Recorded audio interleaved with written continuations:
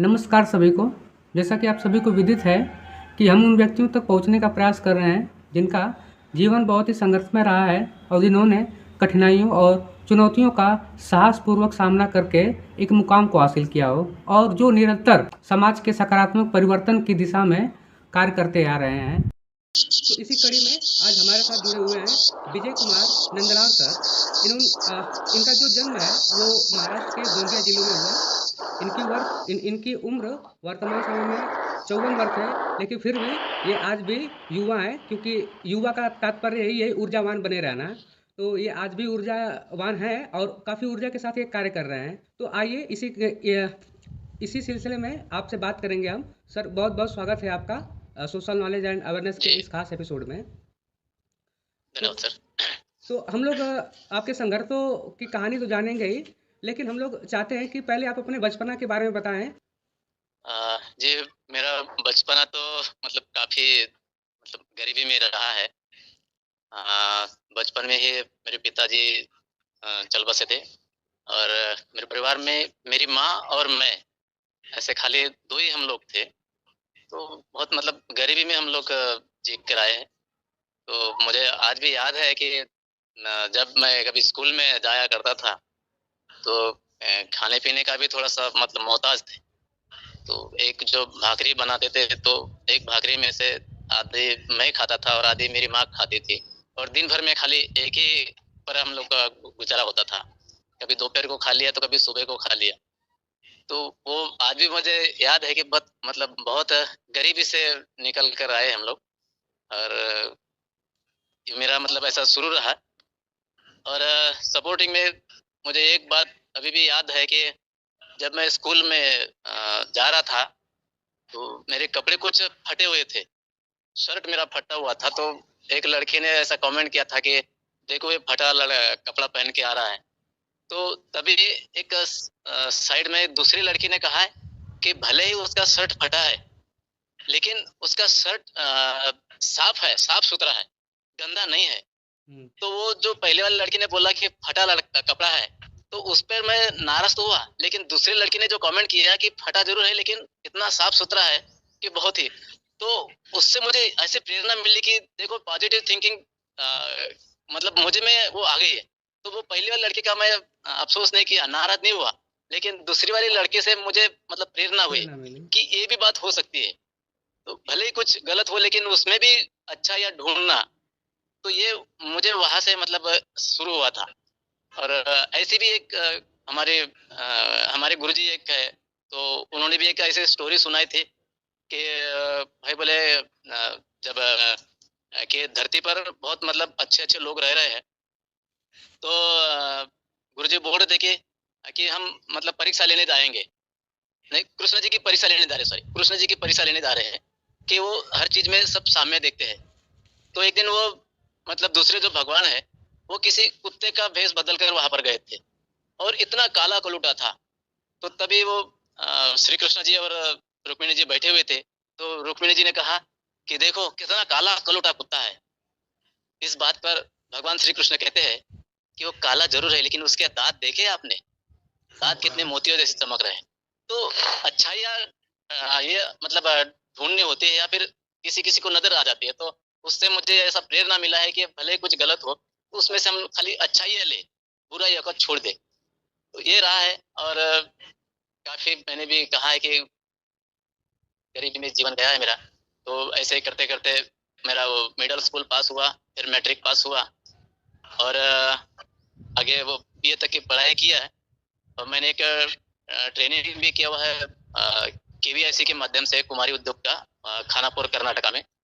तो उस समय मैं पहली बार माँ से 1 साल के लिए अलग गया था, तो मुझे भी काफ़ी तकलीफ हुई और माँ को तो ज़ाहिर है कि उसको भी तकलीफ हुई होगी, लेकिन उसने ये सोचा कि चलो मेरा बेटा कहीं जा रहा है, कुछ सीखने जा रहा है, तो ये उसके चेहरे पे थोड़ा-सा सांत्वन थी, तो मैं गया।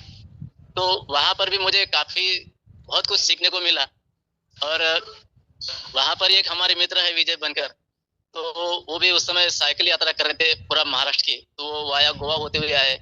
फिर उनकी साइकिल हमारे हॉस्टल के सामने पंक्चर हुई, फिर उनका हमारा मिलना, फिर उनके माध्यम से मैं निवेदिता नीलियम युवा केंद्र वर्धा इस सेंटर से जुड़ा और तब से ऐसे तो शुरू से ही मुझ में मतलब कुछ अच्छा करने की, कुछ समाज के प्रति करने की, कुछ लोगों के लिए कुछ करने की तो भावना तो थी, लेकिन वापस फिर जो मैं चाह रहा था वही वो मुझे मतलब निवेदिता नीलम से मिला है और काफी मित्रों से मिला है और प्रवीणा माई देसाई, इन्होंने मुझे समय समय पर बहुत ही अच्छी अच्छी बातें मतलब सिखाई है, कहा है।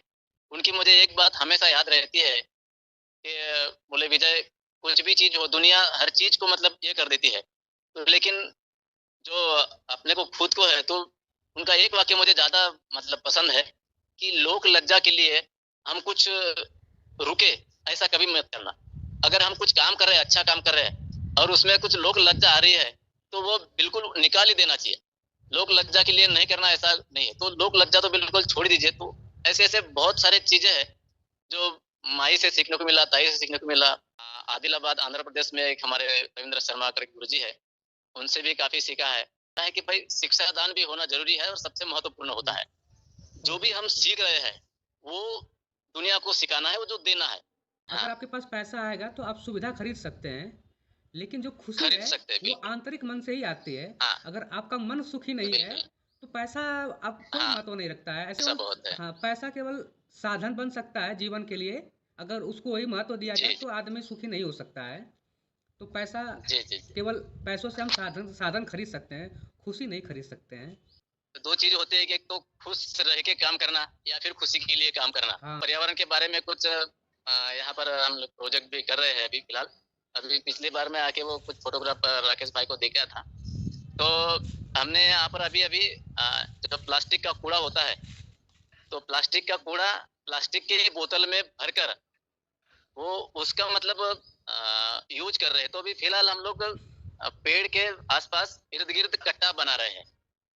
तो अभी तक तो मैं 2 कट्टे बनाए जिसमें 110 से लगभग ज़्यादा भी किलो प्लास्टिक उसमें प्लास्टिक के बोतल में डाला है और उसका कट्टा बना है। तो इस बात की मुझे भी खुशी है कि मैं 100 किलो प्लास्टिक मतलब जलने से उसको रोका है रोका और है, पर्यावरण पर्यावरण का कुछ संरक्षण हुआ। सपोर्ट मुझसे हुआ है। तो इस बात की मुझे भी खुशी है। भले ये अपना नरेशवाड़ी का कैंपस का कचरा हमने उठाया है और नरेशवाड़ी कैंपस साफ तो दिख रहा है, लेकिन ये दोहरी खुशी है कि वो प्लास्टिक को जलने से बचाया है। जी। हमारे यहाँ एक मैडम थे, पेट्रिसिया मैडम करके, वो कभी थोड़ा सा भी अगर प्लास्टिक जला हुआ उन्हें दिखा तो वो बहुत मतलब बोलते थे कि ये ऐसा ठीक नहीं है, पर्यावरण की हमको रक्षा करना चाहिए। अच्छा, ये जो आपका सेंटर है इसके बारे जी। में थोड़ा मुझे बताइए और इसमें किस तरह की आप पढ़ाई करवाते हैं बच्चों को, क्या शेड्यूल रहता है?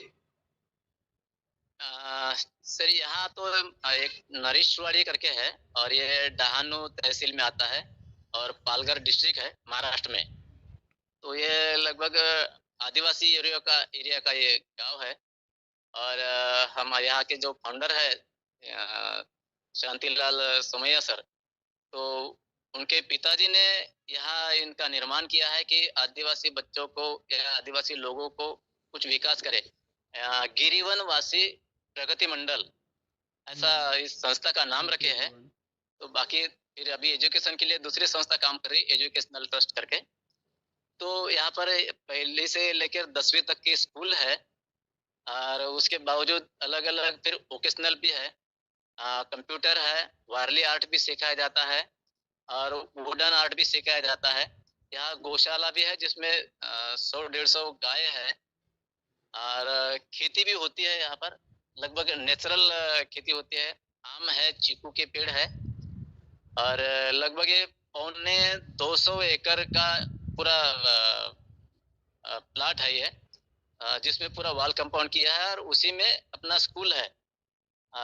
एजुकेशन में अलग से और सिलाई मशीन का भी काम होता है यहाँ पर, वो भी सिखाया जाता है। एक छोटी मेडिकल स्टोर भी है, डिस्पेंसरी है। पवनार के आश्रम की बात चल रही थी, एक रमेश भाई करके यूपी के, तो वो एक बात दोहरा रहे थे कि यहाँ इंजीनियरिंग के कुछ लड़के आए थे बोले वहां पर, और सामने वो आलू की खेती थी। तो वो बताया गया कि ये आलू की खेती है, ये जो सारे जो पौधे लगे हुए प्लांट लगे हुए आलू के है। वो लड़के पूछ रहे थे कि भाई हाँ ये आलू के है, जो हम लोग खाते हैं वो आलू के पेड़ पौधे हैं? हाँ, बोले हाँ। तो वो लड़के पूछ रहे थे कि भाई इसमें आलू किधर लगता है? ओह! और क्या कर रहे इंजीनियरिंग। तो ये मतलब बात कि चल रही थी तो बड़ा मतलब अजीब लग रहा था। तब तो तो जो फिर चीज़ हम लोग खा रहे हैं वो हमको पता नहीं है। तो ये यानी सारी चीज़ें हैं तो फिर लड़कों को भी सिखाना चाहिए। अभी हमने किचन का भी मतलब रसोई का भी कुछ सिखाने का शुरू किया है। तो बच्चों को अभी 9वीं के लड़कों को सिखा रहे हैं। तो रसोई में क्या-क्या बनाना है, क्या नहीं बनाना है, वो सारी चीज़ों का इंट्रोडक्शन भी देते हैं। कौन सी चीज़ कैसे-कैसे फ़ायदा करती है, क्या-क्या फ़ायदेमंद है और कैसा हम लोग पोषण आहार ले सकते हैं, अच्छी चीज़ें कैसा ले सकते हैं, उसके बारे में भी हम लोग मतलब जानकारी देते हैं। अभी फ़िलहाल तो ज़्यादा मैदे की चीज़ अभी ज़्यादा यूज़ हो रही है इधर मुंबई साइड में वड़ा पाव, वड़ा पाव, वड़ा पाव। तो हम तो एक कोशिश करते हैं कि भाई अच्छी चीज़ खाओ। और हाँ, थम्स अप कोल्ड ड्रिंक्स के बारे में तो बहुत मतलब निलियन से जितना भी मैं सीखा है पूरा यहाँ के बच्चों को डाला है और कई बच्चे हर साल 1 जनवरी को एक संकल्प लेते थे कि भाई हम आज से कोल्ड ड्रिंक नहीं पिएंगे, ठंडा नहीं पिएंगे।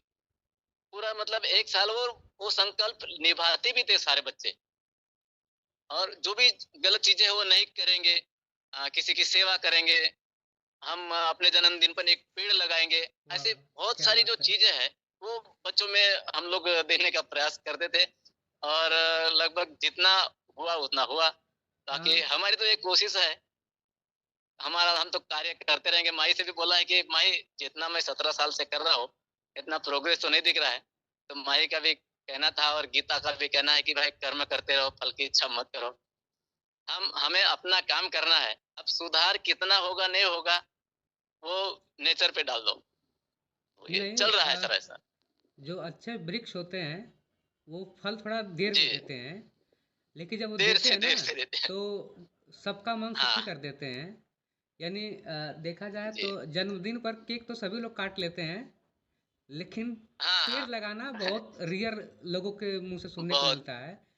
तो आप ये जो मोसे पेड़ सुनने लगा बिल्कुल। रहे हैं, निश्चित रूप से आने वाले जी, समय में, भविष्य में जी, एक बहुत ऐसा फल देगा जो ये जी, अब बिल्कुल, ये मतलब एक जड़ तैयार हो रहा है। ये केवल ये तो तैयार हो ही रहे हैं, लेकिन ये खुद खुद से अन्य लोगों को तैयार करेंगे, यानी बहुत सारे ब्रांचेज हो जाएंगे। तो ऐसा नहीं है बिल्कुल। कि प्रभाव नहीं है, इतने बच्चे हैं, ये एक तरह से कह लीजिए कि एक बहुत मोटा वृक्ष तैयार हो रहा है जो कभी ख़त्म नहीं होगा जल्दी। और ये अपने ही बीजों जी, से जी, बहुत सारे वृक्ष तैयार करेंगे ये लोग। तो आपका ये बलिदान है, आपने पूरा जी, जी, अपना जी, जीवन बिल्कुल। समर्पित किया इनके लिए। तो इसके लिए तो याद जी। यादें रहेंगी। और ये जो बच्चे तैयार हो रहे हैं, ये वास्तव में इनके अंदर जो गुण भरा जा रहा है, वो एक व्यक्ति के अंदर होना चाहिए। और ये तो बहुत होना चाहिए, बिल्कुल, बिल्कुल। आश्चर्य की बात है कि जो हम लोग जनरली गरीब के थाली में भी आलू जाता जी, है, और इंजीनियरिंग पढ़ने वाले जाता है, बच्चों को आलू कैसे पैदावार हो रही इसका पता नहीं है। तो इससे पता चलता है कि पता हम नहीं किस तरह की शिक्षा ग्रहण कर रहे हैं, जो हमें ज़मीनी स्तर से अलग कर कर रहे दे हैं, रहा बिल्कुल। है। तो जी। अक्सर ऐसा होता है कि गरीबी में बच्चे दो तरह के रास्ते तजवीज़ करते हैं। एक तो वो हुँ, चाहते हैं कि किसी तरह पैसा आ जाए, आधार कुछ भी हो। हुँ। जी, दूसरा, पढ़ाई लिखाई कर करके खूब स्ट्रगल करके वो पैसा कमाना हुँ, चाहते हैं। तो आपके मन जी। में ये विचार तो आया ही नहीं होगा कि किसी भी तरीके से पैसा कमाया जाए, लेकिन फिर भी इस तरह का नहीं, जीवन नहीं, जीने के बिल्कुल। लिए आपको प्रेरणा कहाँ से मिली?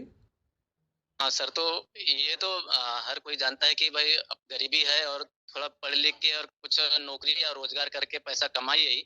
हुँ, लेकिन जब वो ट्रेनिंग से निकला मैं निवेदिता निलयम में आया है हुँ, और वहाँ से मुझे मतलब ज़्यादा ही ऐसे प्रेरणा मिली है कि भाई समाज के लिए काम करना है और वहाँ कई ऐसे महानुभावों से मतलब मुलाकातें होती थी, कई ऐसे महान व्यक्तियों से बातें थी होती थी, उनसे साथ में रहा करते थे और उनके बारे में जानते थे। तो उसके बाद ये जो ख़्याल है ज़्यादा पैसा कमाने का या फिर बड़ा आदमी बनने का, ये हमने छोड़ दिया है और बस समाज के लिए काम करेंगे और इस पर ही ज़्यादा हमने फिर फ़ोकस किया है। हालाँकि वो बात अलग थी कि भाई हमें एक परिवार भी चलाना है, घर भी चलाना है। उस समय जो मेरे मन में जो विचार जो चल रहे थे, उस समय शादी नहीं हुई थी और नीलियम से जुड़ने के बाद मतलब 7-8 साल के बाद में मतलब मेरी शादी हुई। उसके बाद भी इतना मतलब मन में ये ख्याल है कि खूब ज़्यादा पैसा कमाए और परिवार के खाली भरण-पोषण करे। तो समाज के लिए मतलब ये नीलियम से मुझे ज़्यादा ऐसे प्रेरणा मिली है, निवेदिता नीलियम से, कि भाई समाज के लिए कुछ करना है ऐसा। जी। ये तो आपने विचार बनाया था कि समाज सेवा करना है और काफ़ी जी। समस्याएँ भी आए होंगी आपको। लेकिन क कभी आपको ऐसा लगा कि आपने तय तो कर लिया था कि मुझे समाज सेवा ही करना है, लोगों के लिए ही काम करना है। लेकिन कभी इतना आप परेशान हो गए हो कि कभी मन किया हो कि तो छोड़ के अपना कुछ अच्छा जॉब देखता हूँ जिसमें ज़्यादा पैसा मिले, ऐसा कभी हुआ है आपके साथ? नहीं सर, ऐसा तो मेरे मन में कभी आया नहीं कि भाई देखो, बात ऐसा है कि समाज सेवा जो बचपन से हमारे मतलब बॉडी में चल ही रहा है, तो वो छोड़ के ऐसा कुछ करे ऐसा हो ही नहीं सकता। और जो नीति होती है और क्या बोलते हैं जो जो संस्कार बचपन से जो मुझे मिले हैं, तो इसके कारण वो समाज सेवा छोड़ के या कुछ घर ही बसाओ ऐसा तो मन में विचार आएगा नहीं। और ये विचार किसके मन में आएगा जो समाज की चिंता छोड़ दे और खाली अपना ही स्वार्थ अगर उसके मन में रहेगा, तो बिल्कुल समाज हित के नाम से या फिर समाज सेवा के नाम से भी वो पैसा कमाने लगेगा और घर का ही भरण पोषण ज्यादा करता है। ये और तो ये अभी बात है। आमतौर से देखा जाता है ऐसा। तो ऐसा तो कुछ मेरे मन में नहीं आया सर। जी सर, आप पिछले 17 सालों से समाज को समय आपने दिया है और इन्हीं विचारों पे आप काम भी कर रहे हैं। तो जी। आगे का आपका क्या प्लान है? इससे कोई मॉडल तैयार करने वाले हैं आप? नहीं, फिलहाल तो इसी संस्था में काम करूंगा और यहाँ पर मुझे सब मतलब जो मैं सोचता हूँ समाज के लिए या फिर पर्यावरण के लिए करने के लिए, तो यहाँ पर वो सब सुविधा मिल रही है। और बच्चे भी है क्योंकि आगे हमको बच्चों को मतलब सिखाना है, बच्चों को बताना है कि कैसे रहना है, कैसा करना है, कैसा नेचर का ये करना है। तो ये प्लेटफॉर्म मुझे सही लग रहा है, इसीलिए मैं अभी फिलहाल तो इधर यही प्लेटफॉर्म पे काम करूंगा। ऐसा है, आगे की तो फिर कोई प्लानिंग तो नहीं किया अभी। आपका बहुत धन्यवाद सर। आपने कीमती हाँ, समय हमें दिया है और आपने कई पहलुओं पे आज बात रखी भी है। तो आपको भी 17 वर्ष के लिए आप समय दे रहे हैं उसके लिए भी शुभकामनाएँ। तो इसी आपको से भी बहुत-बहुत इसी के साथ धन्यवाद। मैं आप जी, जी। आपको भी आपसे बहुत-बहुत धन्यवाद। तो आप जी, इस जी। लायक समझे। जी। नहीं, नहीं, नहीं, ये तो हम लोगों का चलो, सौभाग्य है शुक्रिया। कि इसी माध्यम से हम आप जैसे लोगों से रूबरू हो पा रहे हैं और इस यूट्यूब हाँ, हाँ। के माध्यम से और लोग भी आपसे कुछ न जी, कुछ सीखेंगे। जी बिल्कुल। जी, बहुत-बहुत आज धन्यवाद। के लिए धन्यवाद। फिर धन्यवाद।